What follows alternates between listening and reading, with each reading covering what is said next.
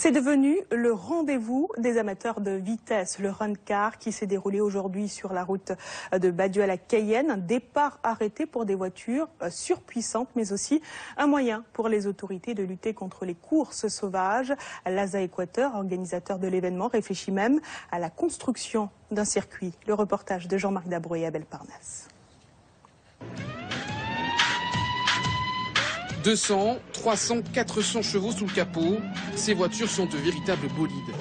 Une puissance et des performances extrêmes, inexploitables sur les routes de Guyane, limitées au maximum à 90 km/h.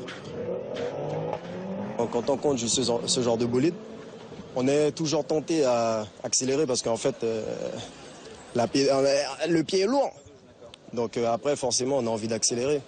Parce que c'est la voiture qui demande en fait.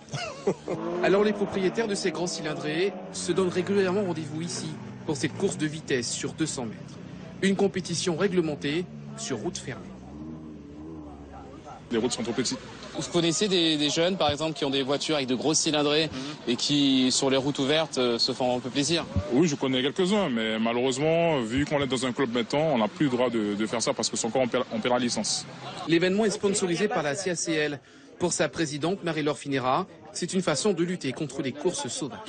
Au lieu de justement d'encourager les courses sauvages, qui bien souvent entraînent des conséquences très malheureuses, je crois qu'aujourd'hui, nous les élus, nous devons accompagner les associations justement qui œuvrent pour faire les jeunes prendre conscience, en tout cas, des dangers de la route. Une trentaine de participants s'est engagée dans cette compétition. C'est la 4e édition et le public est au rendez-vous. Pour l'ASA Équateur, c'est un véritable succès. L'association a d'ailleurs dans un projet la construction d'un circuit dédié au sport mécanique. Pour le moment, elle a ça d'étudier le plan financier.